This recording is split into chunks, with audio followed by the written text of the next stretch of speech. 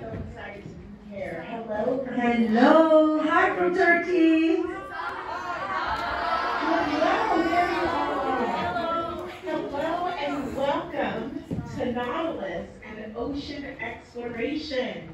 I am so excited to be here. My name is Dr. Dijanna Figueroa'ya. I am a marine biologist and science communication fellow. I teach marine biology to kindergartners all the way up through 12th grade, and I'm also part of the Ocean Exploration Corps here. And I'm super excited to be coming to you in Turkey, be coming all the way there live from Nautilus in the middle of the Central Pacific Ocean.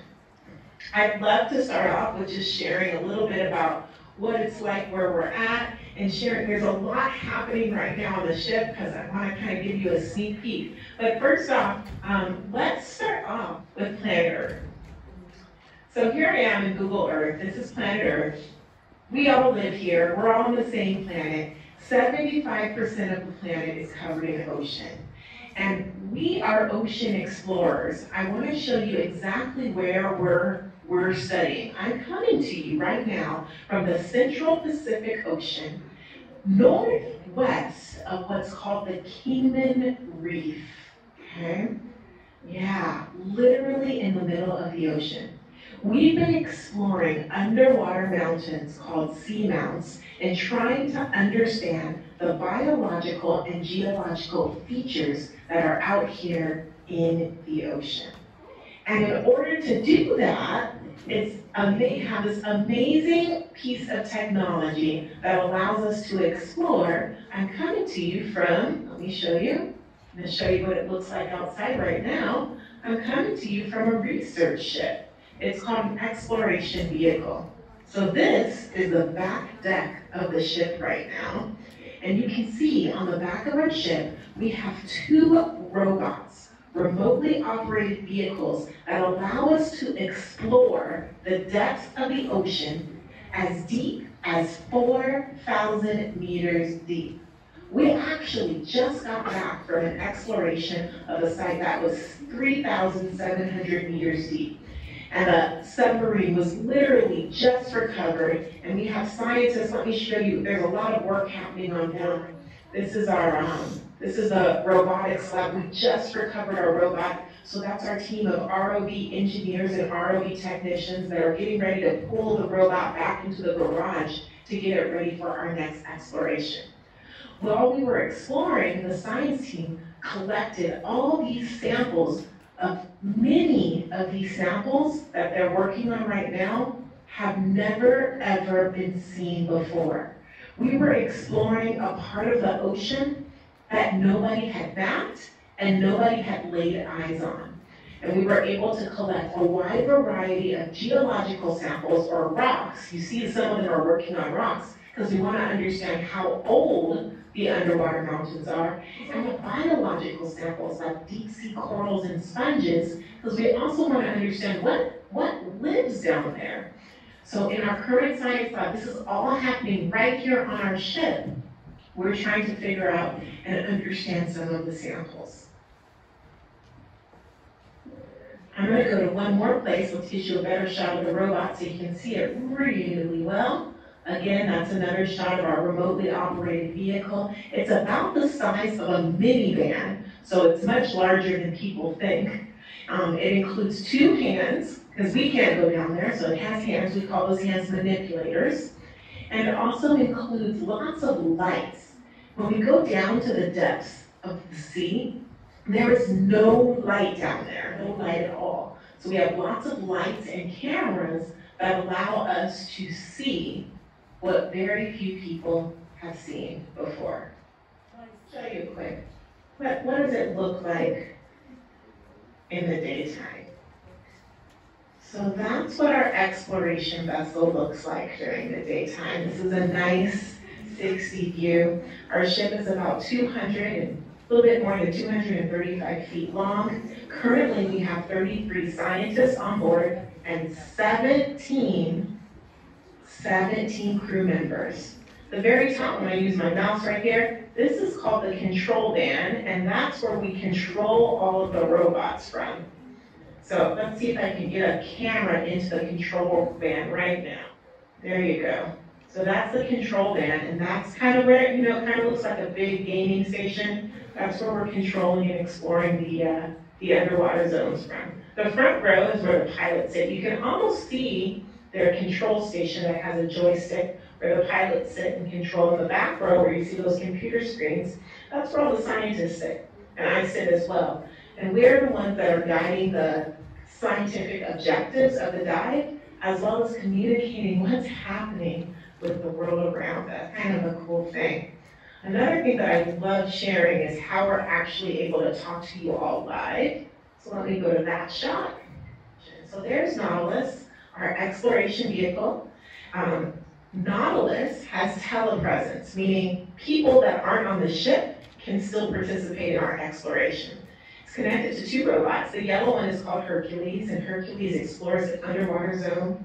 It sends all of the video images back up to the ship, and the ship has this very large satellite on top. Beams the information to a satellite that is currently orbiting Earth. That information gets sent back to Earth to a substation, and from that substation it's transmitted all over the world. So as ocean explorers, or as I like to say, aquanauts, we're able to bring the entire world with us to help us explore the depths of the unknown. As you can tell, I'm really, really excited about this type of work. We've seen so many interesting and unique creatures. I'm going to show you a couple of videos, but I also wanted to zoom in and just let you see kind of what it looks like on the bottom of Hercules from our robot Argus, exploring the depths of the sea. Another thing we like to share before we start the question and answer section is how do we actually know where we are on the seafloor? I'm gonna play this video for you all in just a second. There we go.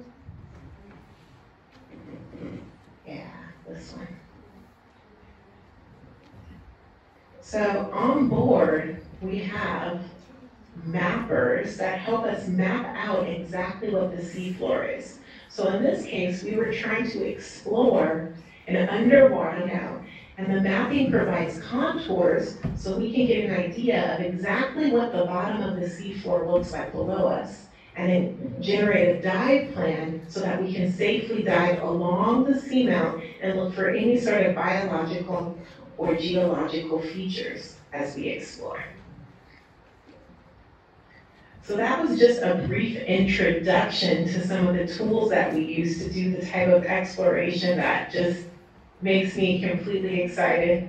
I'd love to open it up for some questions and answers while I open up our video archives to share with you some of the newest findings that we have had so far on Nautilus.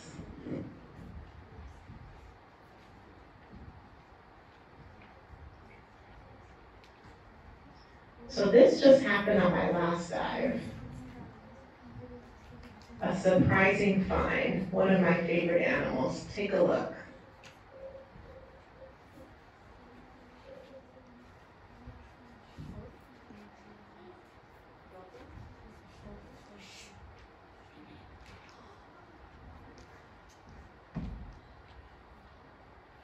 Coming apparently out of the darkness, not 1, not 2, not 3, but 5 oceanic white-tipped sharks captured on camera by Nautilus, 5 of them.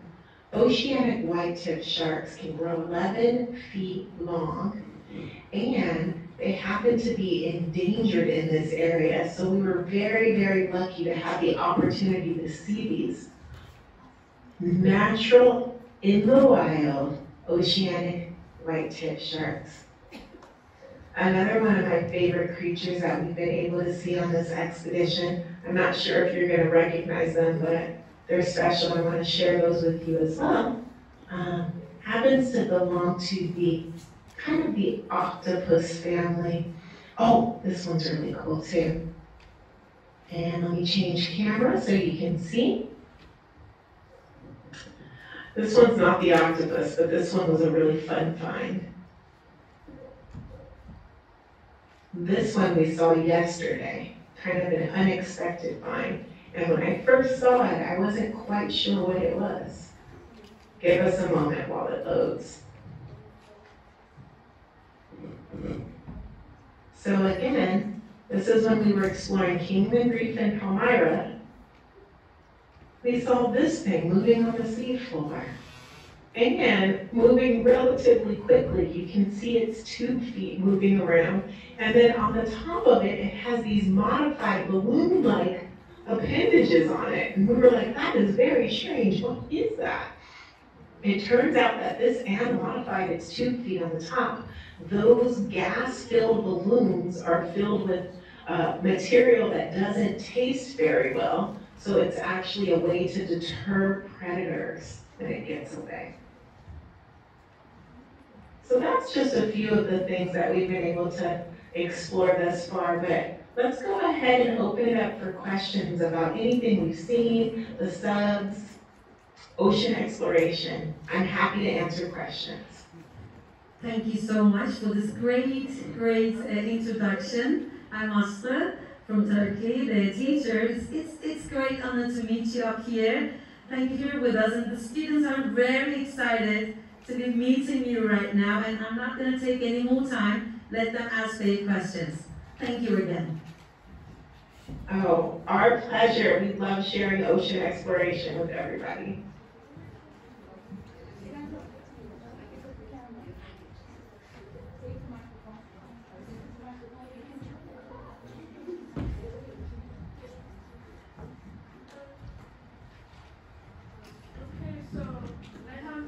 Questions, I guess. One, what's the most dangerous place or like creature you've discovered, I guess? Ooh, okay. So what's the most dangerous or maybe even strangest that we've seen thus far? I'm gonna go ahead. Not very dangerous, but very, very interesting. It's called a chimera. And this particular animal is a cross between a regular fish and a shark, but they're only found in depths below 1,000 meters. Let's take a look.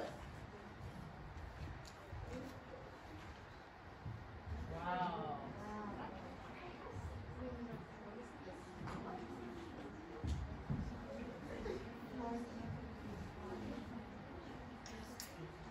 The other one organism that we saw that was quite surprising would have to be the sperm whale, which is the largest toothed whale on planet Earth.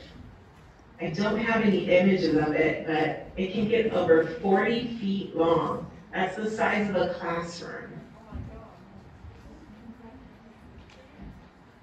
Thank you.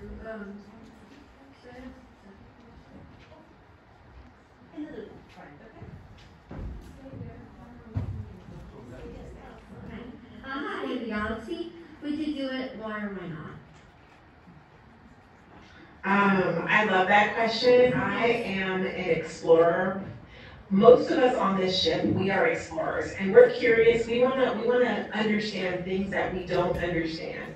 So if we were to apply our exploration to space, I think we would be completely excited to do it.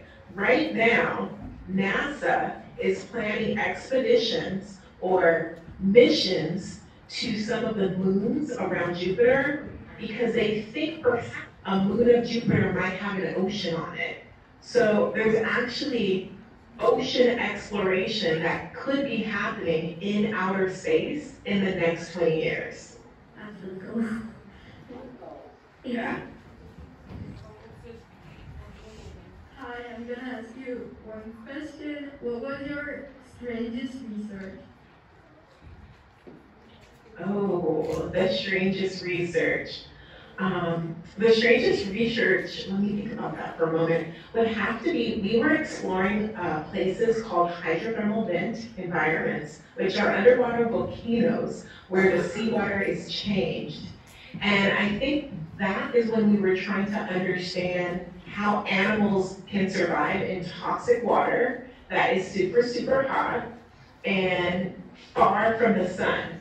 Because we thought that most animals, they get their energy somewhere from the sun, like the sun, photosynthesis, and then somebody eats a photosynthetic organism.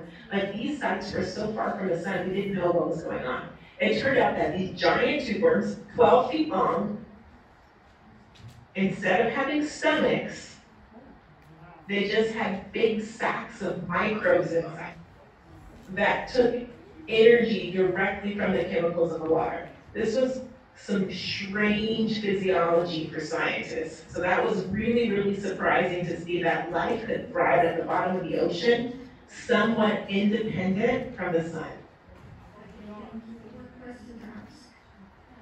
What is the Nautilus powered by? Good question. So what is the Nautilus powered by? We use diesel fuel in order to power Nautilus. So, I mean, some people are hoping that maybe we'll get to some, renewable energy sources, but right now, the Nautilus is powered by diesel. That's the actual boat. But the remotely operated vehicles, they are powered by shipboard power, electrical power, and hydraulic power.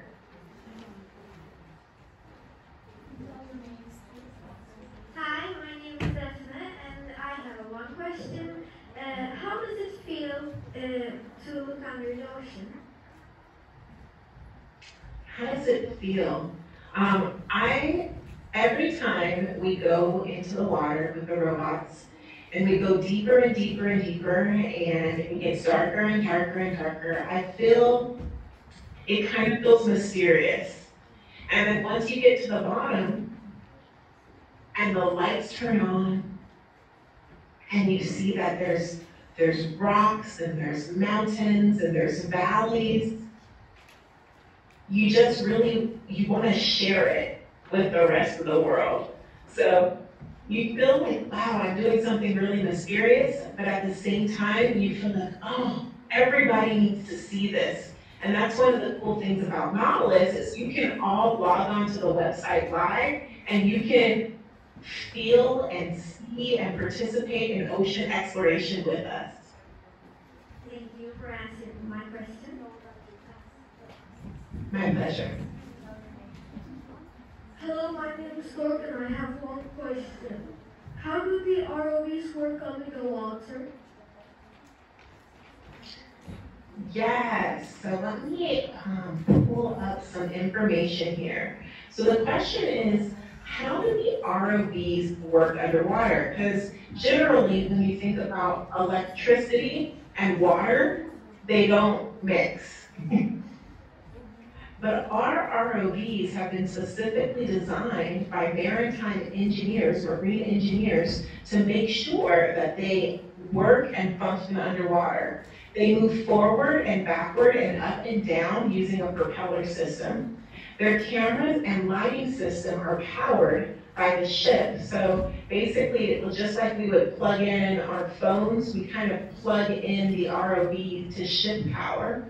And that way the ROV is able to move up, down, forward, back, pan, tilt in the water by being powered by the ship. Let me open up this, I want to open up this website for you so you can check it out a little bit more in detail. Give me a moment. My internet's a little slow out here at sea.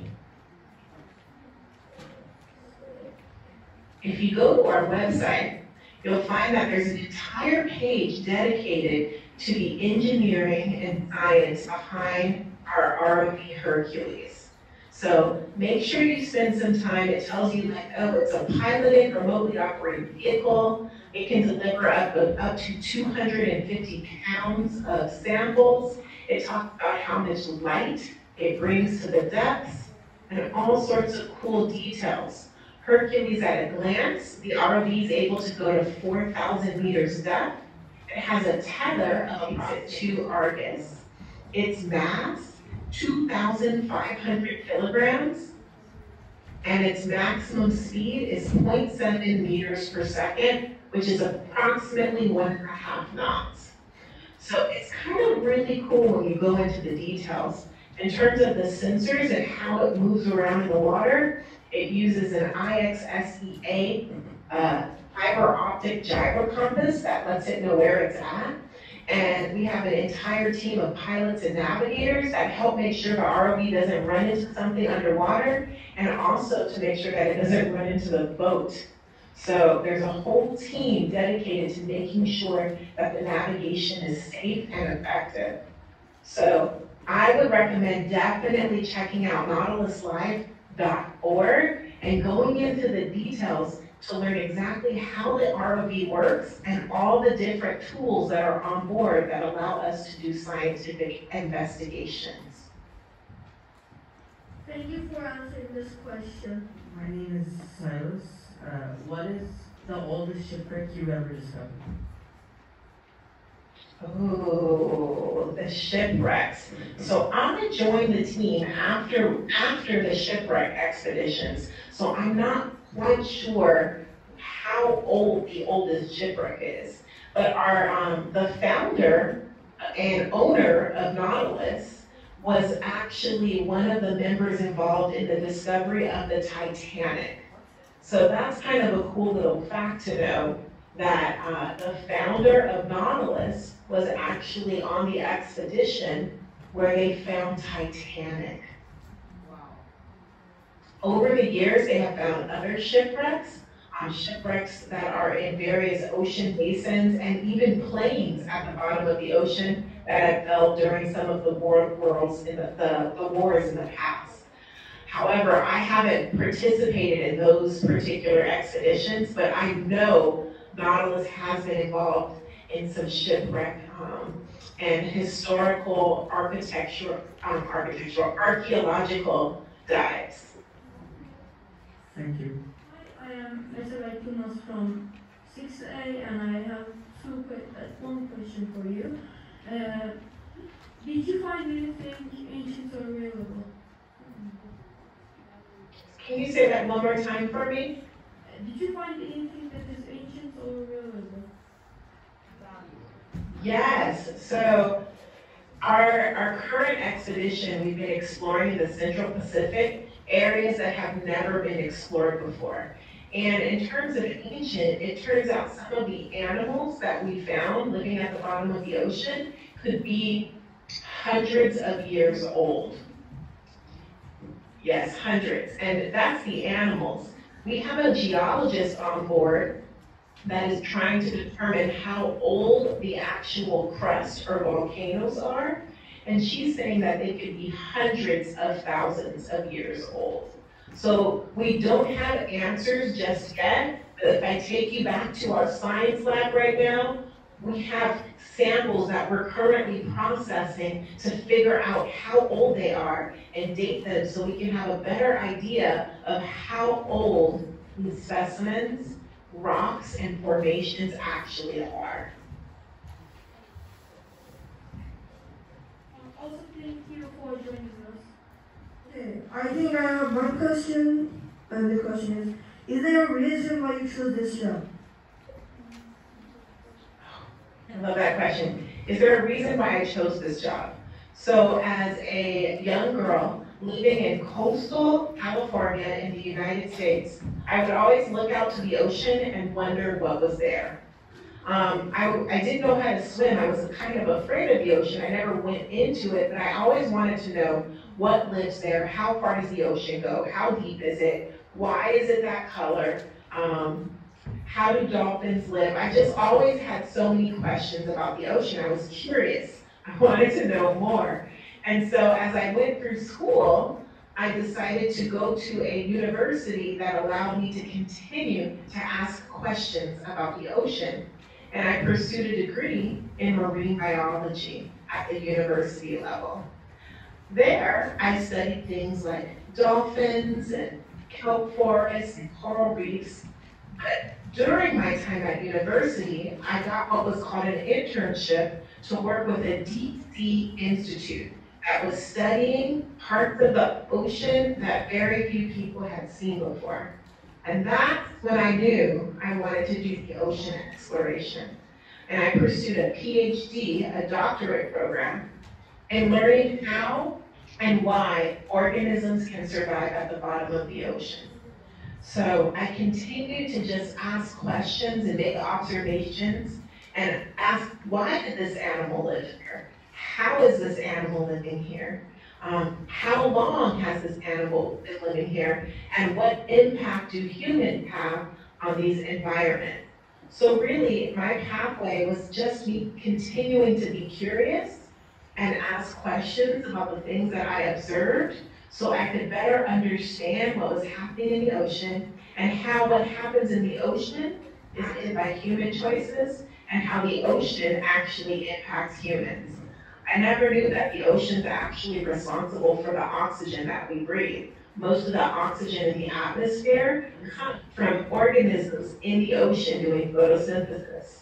So humans and the ocean are interconnected, and that's why I'm still out here doing ocean exploration, because I really am passionate about the connection between us as human beings and our planet, our ocean planet, which is Earth, and it's mostly ocean. Okay, thank you. Did that answer your question? Okay, good. Yeah. Oh, I'm Rose, and I have one question. Do you ever miss the land and want to go back? Great question. The short answer is yes. Yes, that does happen. I do miss land. Now, I don't stay out here all year long. When we go out on expeditions, most expeditions last between 1 and 3 weeks.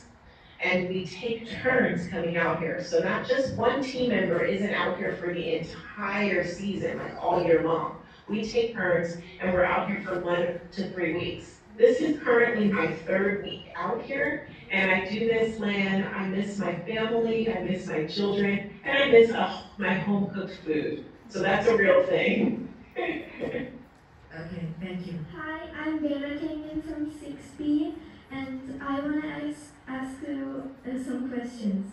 My question is, what would you like to have discovered even though you knew you would eventually die?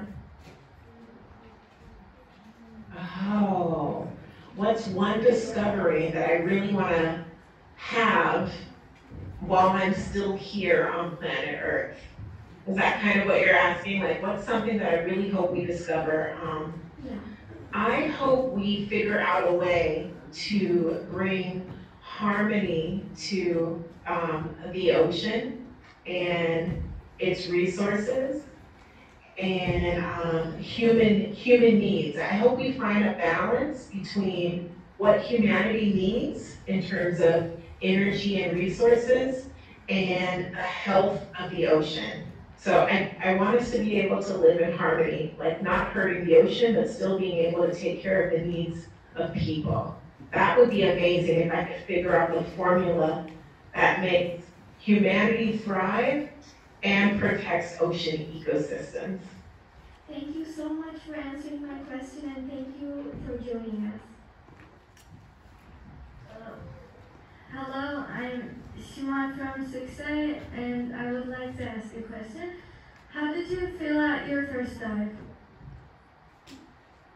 Oh my gosh, my very first dive was actually inside of a submarine. So the robots that I showed you today are remotely operated vehicles where humans don't go inside. We control them like remote control cars. My very first dive was in a submersible where I got inside the submarine and went down 2.5 hours, 3,000 meters to the bottom of the sea. I was excited, terrified at the same time. Those are the two things that stick out to me. Super excited and somewhat terrified. But in the end, it all worked out, and I was able to explore and see things that I had never imagined seeing before. What's the biggest problem you ever had? Okay. So, cool thing is that we're constantly dealing with problems out here, and that's why we have a team of scientists and engineers that work together. Scientists ask questions, engineers solve problems. So just on this cruise right now, one of the arms, the manipulator arms, on the robot stopped functioning. And so without that arm, we weren't going to be able to take any samples. So we had to work together collectively as a team, mostly our engineers and technicians, using only the tools that we have on board the ship.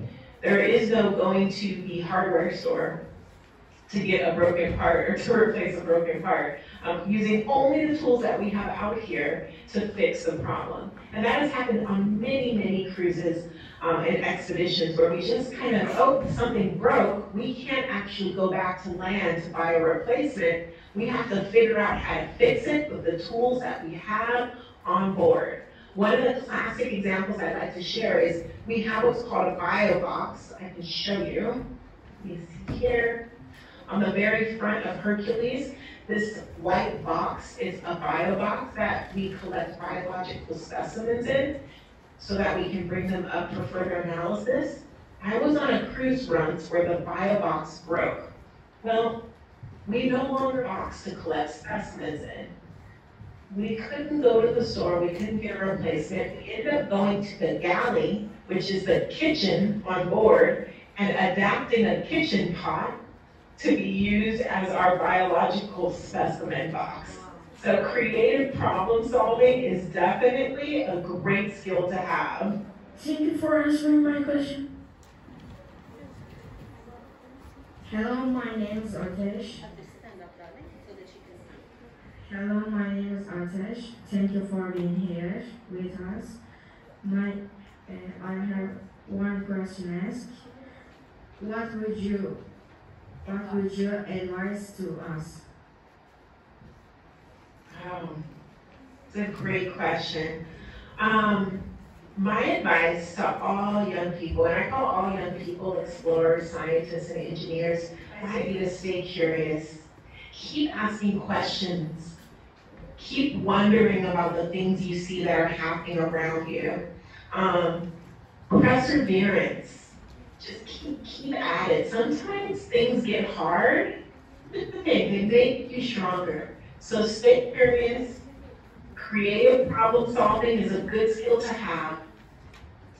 And really, young people, you're our hope. So stay curious, persevere, and know that there are many good solutions out there to solve some of the challenging problems that we're facing today. Serious or deadly situations you guys have been in while exploring the oceans? Wow. So exploring the ocean, we try to do it in a way that's very, very safe. So we have lots of systems and procedures in place to keep everyone safe. However, if there is ever a situation where we felt like we weren't safe, maybe a storm, a typhoon, or a hurricane, there would be a procedure in place to make sure that we get to a place of safety as soon as possible. So in terms of weather and storms and hurricanes, the captain of the ship has an eye on the weather, and if we do find ourselves in some sort of storm situation, they would immediately leave that area and send us to a safer harbor. So those are some of the things that we have in place in case there was ever an emergency. We would definitely head to the nearest land. Thank you. Is that okay if we let them ask 1, 2, 3 questions? Because they're so eager to ask you the questions. Absolutely. I think we have time for about 2 more questions. 2 more questions. Thanks a bunch. Hello, my name is Shashna. What is your in the ship? What is your favorite day in the ship? Oh, okay. So my favorite things on this ship. My favorite part of the day, it depends. So I really enjoy being in the control room.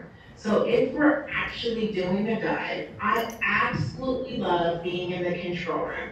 The control room, when I was a little girl, I used to watch shows like Star Wars and Star Trek. So when I'm in the control room, I almost feel like I'm exploring a brand new world. I'm a big fan of Star Wars and exploration. Okay, so that's one of my favorite places to be on the ship. But day to day, one of my favorite parts of the day are the meals, breakfast, lunch, and dinner. I mean, I'm human too. I like to eat food. And the last question. I'm from 6C, and my question is, how often do you get seasick? That's a great question. I get seasick every single expedition. So I am very much prone to being seasick.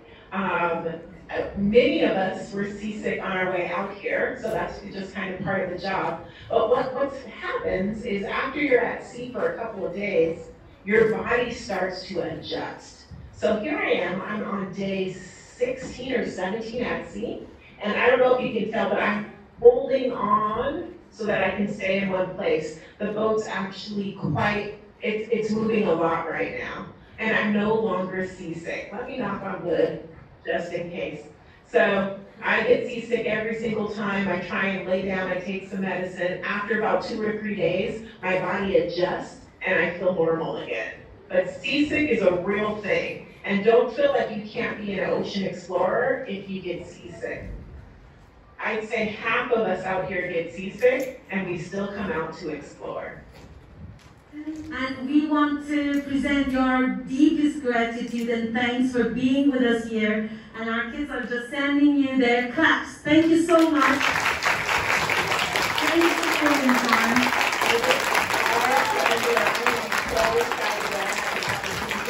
We're looking forward to meeting you again.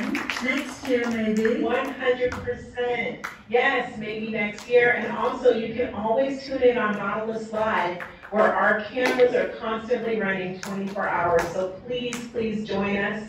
You are all part of our efforts to open up the ocean and share the wonder of ocean exploration with everyone. So thank you so much for your time. Thank you. Bye-bye. To see you all. I see the future of exploration. Thank you.